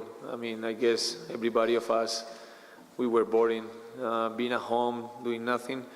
And they asked me for like 3 months before to do the castings. It was to do some videos. And I just did it because my sister wanted to do the videos and to do something as a family. And they start liking it. I don't know why. They start liking it, and I keep going through the casting process. I got an interview with the director. I got an interview with the acting teacher. And then I got an interview with Adam. And they see something, or they see any talent or whatever it might be. And 2 years after, we just did a movie. So it was fun. It was fun. Yeah, it was fun. It was tired. I mean, we shooting for 2 years, 2 summers, days of like 12, 14 hours of shooting. But it was fun. I met a lot of great people. So it was a great experience that is going to last forever. Thank you. Hey, Juancho. Josh Lindbergh, TSN. Welcome to Toronto. Congrats on the movie Appreciate and that. gold medal. What intrigued you about the situation here in Toronto? Obviously, a unique roster construction and style of play. A lot of guys that are 6'8", 6'9". Mm-hmm. Where do you see your fit here? I mean, before signing here, I asked Marc Gasol, Calderon, Sergio. Sergio was a big part of the process, and I think it fits well to my game. I mean, they love to have, as you say, like 6'8", 6'9" guys to switch everything. I mean, they don't play by positions. Scottie Barnes can play point guard, Pascal can play point guard, so it doesn't matter. It's just about desire, about work hard, and I feel that angry. They won the championship back, and I feel like they are in a great team. They got scary young guys that is going to be really good, and they won it, so that's enough. Samson Folk, Raptors Republic, just over here. You brought up Jose Calderon and Marc Gasol and talking to those guys, Sergio Scariolo as well. The Raptors have been an international franchise and had a lot of international players. I'm curious, growing up, were you more well aware of this team than maybe most people would, considering where you come from? Yeah, I mean, of course, every kid watched Vince Carter as an as an idol or a legend. I mean, we watch his highlights. We always want to be like him, but we didn't have the same bounce. And then Jose Calderon played a lot of years here. He was one of the face for Toronto. I mean, as growing up, we see the Raptor and, you know, cool jerseys, the colors, and then Mark win here. So that opens everything. And Sergio, of course, they win together in a tough year. And when you win, everything is easier. Wancho, Adam over here from Daily Hive. You're in a position where you're still trying to establish yourself in the NBA, and you've been on, you know, a number of rosters. What are your expectations going into this training camp, and you know, your push to make a name for yourself on this team? I mean, my goal is always the same goal in everything I go, is play hard, enjoy with the basketball, do my best to help the team to win.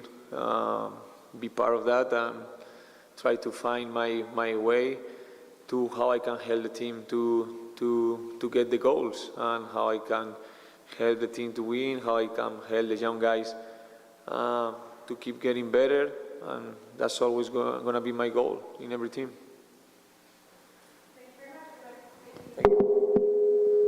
Sorry, guys.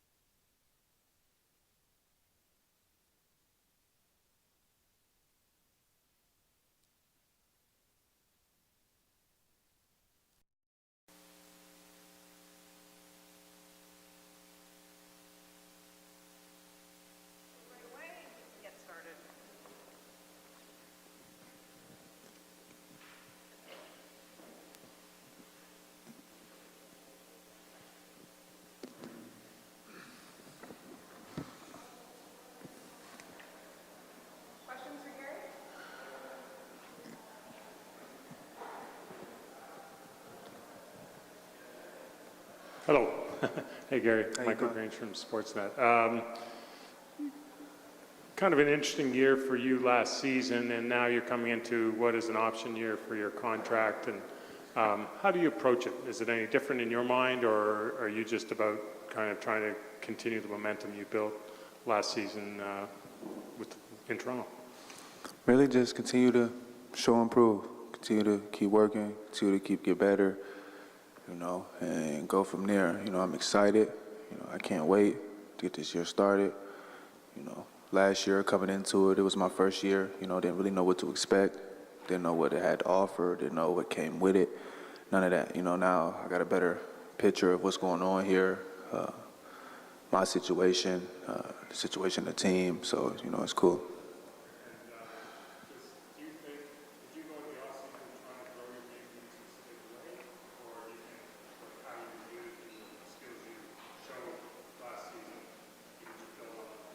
It's a little bit of both, just adding to my game, obviously, continue to get better on all angles, on all aspects, experience to do that, so it's just that. Hey Gary, Josh Lindbergh, TSN. You guys came into camp last year and you were a very young team, a new team, a lot of new guys. This year you've got a lot of guys back, and Nick was just talking to us about all the time that you guys spent together as a group in LA working out this summer. How much do you think that continuity and that chemistry that you've built, how much do you think that helps going into a new year? Yeah, it helps a lot, especially early on. We're going to British Columbia for training camp. A lot of us are going to places we've never been to before. We're about to have new experiences, together as a team, whether it's good or bad, and all those things help to grow throughout the year. And, at the end of the year, through your experiences, or you end up being how you look and the outcome of your team. So really, that's about it, though, excited. Gary, Adam here from Daily Hive. As a player who still has, wants to experience playoff success in this league, how do you keep your eyes focused on the end goal while also, not looking too far ahead, just with the day-to-day of the NBA season? Well, again, just taking it day by day. It's a long season, it's a grind, it's a stretch. It's everything you sign up for, it's what you prepare for. So, really just doing the little things, paying attention to detail, taking care of your body, watching film, all that stuff. Hey Gary, Samson Folk, Raptors Republic over here. Hey. So last year you had your most prolific playmaking stretch and your most prolific scoring stretch of your career. How do you plan on balancing those two aspects of your game heading into this season? Just taking it game by time, possession at a time, whatever the situation is, use the knowledge and, the experience that I got to make the best decision from there, whether it's to make a shot, whether it's to set somebody up, find an open guy, just play the game, let it come natural. Hey Gary, Lindsay, City News, Toronto. I hope you had a good summer. Just wondering if you can take us into what it was like to be in part of those Rico Hines runs and what they're like, because from the outsiders it looks intense, it looks fun. Yeah, it's everything you just said. It's intensity, it's fun, it's an NBA environment. You get the NBA experience during the summertime. It's not really a lot of places you can go where you have that many NBA people under one roof, whether it's players, whether it's coaches, whether, whoever it may be. So, it's great. You never can get that run, get that bump, get that experience of, during the season when it's not even during the season. So, those runs are, second to none. Thanks very much. Appreciate you.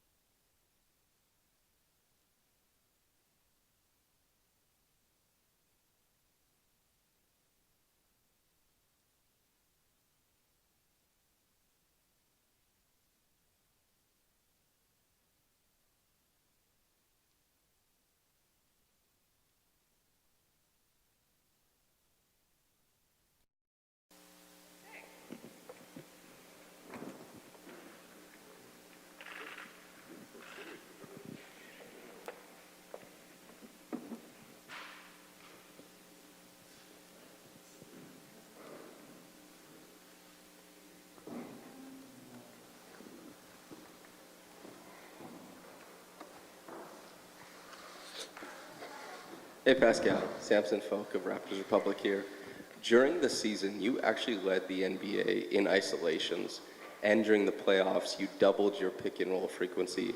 I'm curious how you see that affecting your role going into this year and how that might, I guess, the different types of possessions might allow you to ascend to MVP level status, all NBA once again, that kind of stuff. Yeah, I think, again, it makes it more kind of like interesting, obviously, like just having the opportunity to have the basketball in your hands more and kind of like, command the game a little bit, control the game in a certain way. Something that I really didn't do in the past, and I think that now, as I evolve as a basketball player and on this team, one of the leaders, just having the opportunity to get to where I want to get to on the floor, get the shots that I want to get, and also get my teammates involved. I think just having the opportunity with the basketball, it just makes kind of like the game, my game, kind of like evolve to another level. Pascal, Adam from Daily Hive over here. I wanted to ask, Nick had a lot of complimentary things to say about you. He said, you've been working hard this summer. He had a lot of good things to say about your work ethic. What does it mean to you to be able to come into training camp healthy and kind of have that full season ahead of you? It means everything. I think you appreciate it more once you go through a season where you don't have that, right? Like, I think the past years, like, it was just normal coming to preseason every day and like just being there and now it's like, it's just special. I enjoy the summer, being able to have all the time that I haven't had the opportunity to have this time in a while also. So just having that time, and also just coming into the season, like last year, like I was trying to when preseason was going and training camp, just watching it, like it's just such a different vibe and different feeling, and now I'm just appreciative of the fact that I'll be there and that just kind of like soak up everything and being there from day one, like I think it's going to make a difference. Hey Pascal, how you doing? It's Vandy Abrahini from The Score. Rico Hines runs have been a big part of not only your career but a few of your teammates. How is adding coach to the bench, help you guys as a group? Yeah, I think it's everything. I think, I would say it's about time. Like, I feel like he just embodies what we are as an organization for a while. Like, he's done it, like just being in LA. Obviously, I know him personally, he's like family to me, but also, like, I think that his talent, like, he has that kind of like ability to, just his presence, like being there, like for young guys, obviously, like just having that energy every single day. He knows the game. He's been around the game for a long time, and for players to be able to develop, like he has that kind of like vibe that you need in a coach. Like you just feel it. And from the first day I met him, we had that connection, and I'm sure that he's going to bring that to the team, and just being able to help all our young guys, and just having that person that's going to give you the energy and vibe that's needed. Hey Pascal, Josh Lewinberg, TSN.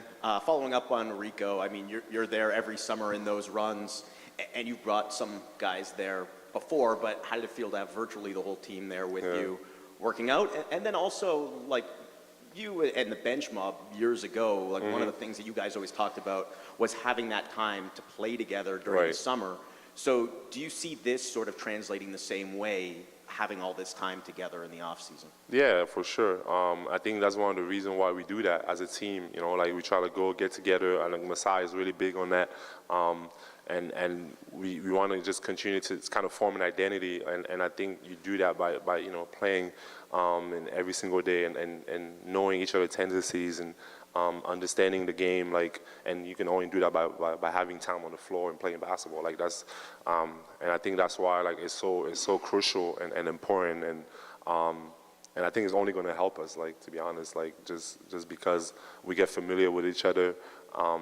And then once, obviously we have training camp and all that to do that also, but having that time together, like during the off season is kind of like a big plus. Hey, Pascal. Oh.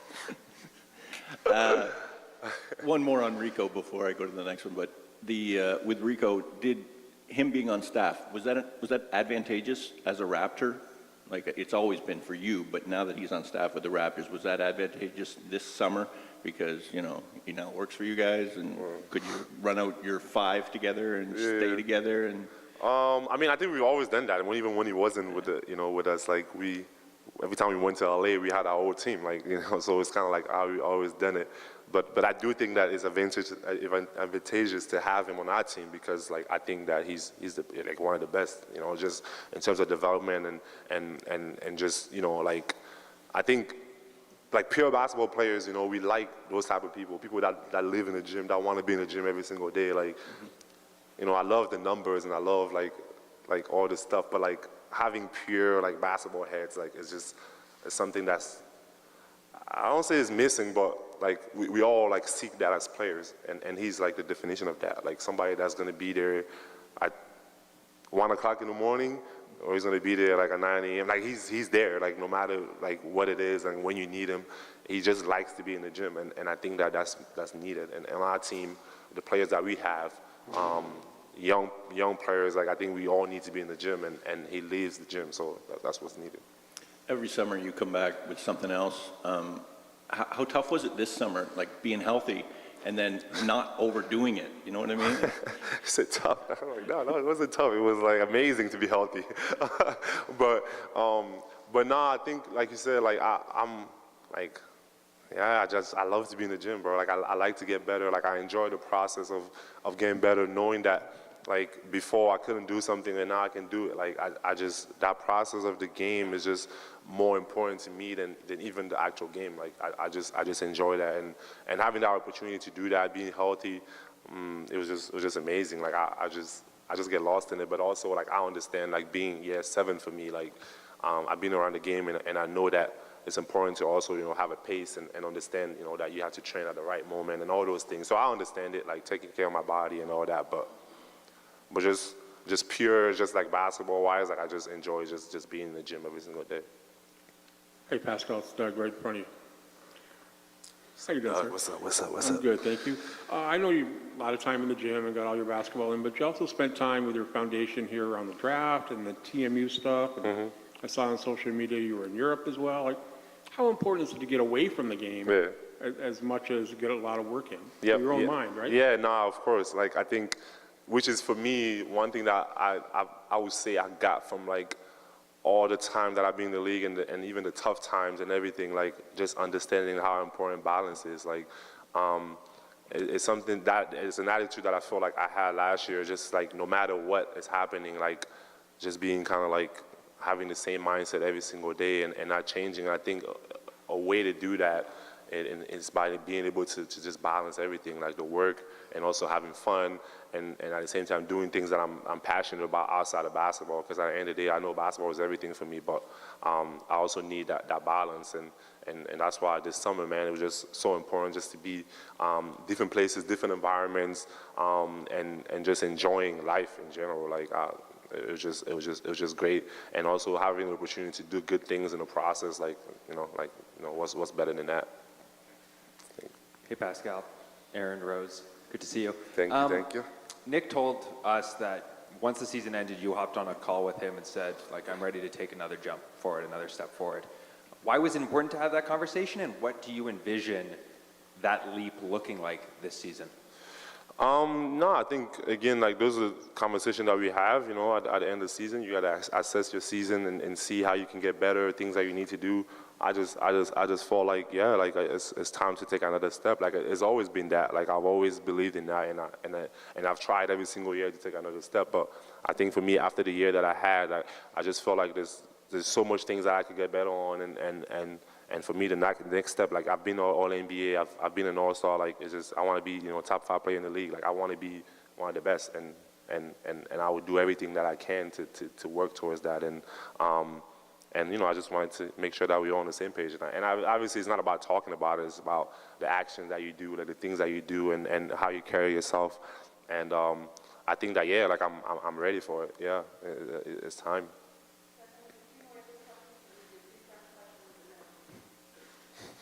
Finito. Hello, Pascal. How are you? How you doing? Michael Grange from Sportsnet. When you were younger in your career, you might have had a long list of things you had to develop, skills you had to maybe learn. And now when you're trying to improve from like all NBA to, like you say, maybe top 5 in the league, is it more about developing still more skills, or is it kind of using your time to maybe learn the game in a different way, Right. study film in a different way? Right. Like, what's that process been like this summer? Yeah, no, I think it's all of those things. Like, there's always things in my game that I can improve on, like, and I believe that. And there's different things that I work on, shot creation, like learning from last year, things that I can do better. And for me, like, I just feel a little bit more comfortable. And as I go, I think that's something that I've felt throughout my career, just every single year, feeling a little bit more comfortable, like understanding the game, like.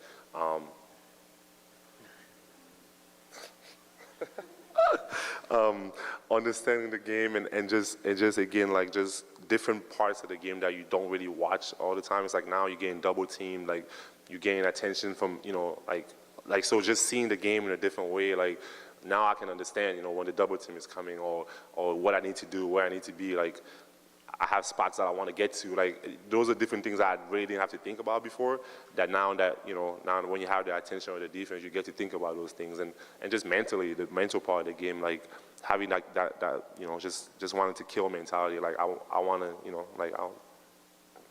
just having that feel and just knowing that, like, I want to win and I'm going to do everything I need to do to win. And that's just another part of the game, mentally that you try to learn. And then also, like we talked about my man Doug out here, just keeping the balance also. Like, all those things that I never really thought of as a young player that now plays a part into who I am as a player. Hey, Pascal. Welcome back. Around the league, there are obviously teams that are going all in and trading all their picks to get stars. There are teams that are doing the reverse, obviously. Masai, he's traded a pick or two, but he's more content to let you guys grow together and figure it out together. Why do you think you guys can take that sort of middle road and make it work to get to that level where the all-in teams think they already are? I think we have the pieces. Like, we have I started in 5 last year. I don't know. I think I saw somewhere it was like I was like 15 plus or something like that. Everyone, like, it's like we have the talent. You know what I mean? Like, and I think just we added some good pieces. Like Otto. Like Rancho. Like, we have different things. We wanted to add shooting. We adding that. Christian, drafting Christian. He obviously has a lot to learn, but. We just continue to evolve as a team, and I think everyone individually got better. Like, summertime, like, I've seen, from OG to Scotty to, like, Delon, like, Justin, everybody, like, is working on their game and wanting to get better. And I think that we just gained an identity as a team also.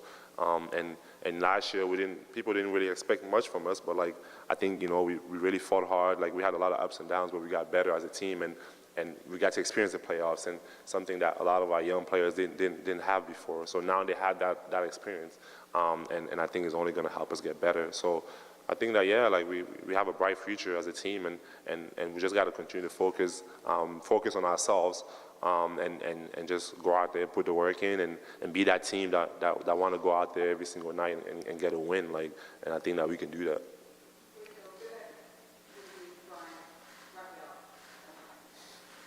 Hey, Pascal, Vivek Jacob, Raptors.com. You grew into that mentorship role last season. I was wondering, how much does it mean to you to actually get the opportunity to mentor someone from Douala and Christian Coloco? Yeah, it's crazy. It's weird. Just because, like, again, like, just the person I am, obviously, like, but I think, like, it's just a proud kind of, like, moment, like, being from Cameroon, being from Douala, like, having somebody that is from the same hometown as you, like, and I can just only think of, like, all the kids back home, is just, like, thinking about, like, man, like, we have 2 people, like, what are the odds that, we both come from the same place, and we both from Africa. Like, it's just so surreal, and we understand, what that means for us, and for me personally, I just think it's like kind of like my job to bring them along and make sure that I'm there whenever he needs it, and yeah, I'm definitely not one of those vets that's just, like, all over the players, just talking all the time. Like, I want to give him his space, but also, like, just want to make sure that he understands that he has someone that experienced what he's going through right now in every level. Like, like, I understand everything that he's going through, so he can always, I'm here, like, whenever he needs it, he can talk to me if there's anything that he needs, and also, obviously, if I see something I can tell him. And I think just watching him this summer, like he's been a sponge, like he's listening. He has that like, you know, when someone's listening, you know it, you know, like you can look in the eyes and you know they're listening, and he has that. So I think that's just only going to help him. Hey, Pascal. Lindsay Dunn, City News in the front. So, Lindsay? Like I see you every day. I know, nice to see you again. Long time no see. It really seemed like it was the summer of Spicy P. You were enjoying life, you're flying around, you're doing all that great stuff with your foundation. But like you mentioned about, you know, balance and everything that happened last off season, what was it like for you mentally? How was it so different from last year? Obviously, you were recovering from your first major surgery, Right. but mentally, how different was it for you? I think, yeah, like I think when you go through tough times, like you get stronger as a person, like you get better. I do believe that, like, I did question, you know, like why is it happening to me? But I think as I was going, I kind of understood, like, yeah, like you built for it, you know, like that's the reason why it's happening to you. And I've just gotten better as I'm going and learning from the past experiences and just lessons that otherwise I probably would have never learned, and it can only make me a better person, a better player, and that's just like the way I carry myself now. Is just having that, knowing that I've been through all those things, like, you know, not saying that there's not much that can faze me, but like I've seen a lot of things, yeah, like I've seen a lot of things from losing people to just, you know, feeling like you're not at the best level that you want to be, or having an injury. Like there's just so many different things that I've been through as a person that I think is only going to make me stronger, and it's making me to the person I am today. Hey, Pascal, right here up front. How you doing? I'm just curious what you expect from OG this year, and also as someone who's kind of heard about, like, been through the NBA rumor machine before, like when he starts coming up and that sort of stuff, if you reach out to him and talk to him about stuff at all? Oh, the rumor machine? What's that? Yeah. But just like people talking about, there was like reports about it, if he's happy, all that stuff, you know, like if you reach out and talk to him when stuff like that comes up. OG's good, man. Like I don't think I need to talk to OG. Like OG's good. Like he understands it, man. Like he's been in the league for a little bit too. Like he knows what it's about, and like we talked, you know, a couple of times in the summer, but I think he gets it. Like and he has a really like a good team, I think, around him also. Like so. Yeah, he'd be all right. Like, I don't think he needs me to kind of like tell him what the business of the NBA is. Like he knows that. Pascal, derrière, Raphaël Guillemette, Radio-Canada, ça va bien? Yep, ça va bien, merci. D'abord, comment tu trouvais l'expérience des Rico Runs, d'avoir pratiquement toute l'équipe là-bas? Ça semblait pratiquement être un camp d'entraînement avant le camp d'entraînement. Quel bien ça va faire à l'équipe, tu crois? Ouais, ça va faire très bien à l'équipe parce que, bien sûr, avoir des jeunes joueurs comme on a et avoir cette opportunité d'être ensemble, de travailler ensemble, de continuer, d'avoir cette continuité-là. Je pense que ça nous a aidé dans la saison et ouais, ça aide à être familier avec les joueurs et on se connaît un peu plus après avoir passé ces moments-là et puis je pense que ouais, ça va juste nous aider durant la saison. Comment perçois-tu les attentes du club cette année et aussi sur le plan personnel? Ah ouais, je pense que l'année passée, on avait des objectifs. Je pense que beaucoup de personnes n'ont pas vraiment cru en nous, tu vois. Mais bon, pour nous, c'est la même chose. On a travaillé dur et on va continuer à travailler dur. Et cette année, tout le monde, individuellement, tout le monde travaille dur. Et puis collectivement aussi. Je pense que ouais, notre objectif, c'est d'aller aux playoffs, aller loin et puis essayer de gagner un championship. Donc pour nous, c'est ça la mentalité et ouais, c'est en allant au training camp, c'est ça qu'on a en tête. Et en dernier lieu, à l'extérieur des terrains, tu t'es beaucoup impliqué cet été, évidemment en étant en santé, un camp à Douala chez toi, Coding for Champions, la bourse à TMU. Peux-tu me parler juste de ton implication et quel bien ça t'a fait justement de voir le plaisir que tu peux donner en tant que joueur? Ouais, non, ça fait très plaisir. Je pense que ouais, à la fin, on adore le basket et c'est tout ce qu'on fait, mais en dehors du basket, il y a des choses plus importantes. Et puis pour moi, avoir cette opportunité-là avec la PS43 Foundation, c'est quelque chose de très important. Mon père était vraiment passionné par rapport à l'éducation des enfants et moi, avoir cette opportunité-là maintenant de faire ça, d'avoir un impact dans la société, aider les jeunes, c'est quelque chose de très important et bon, ouais, c'est un peu ça ma mission en dehors du basket en fait. Yeah, thank you. Appreciate it.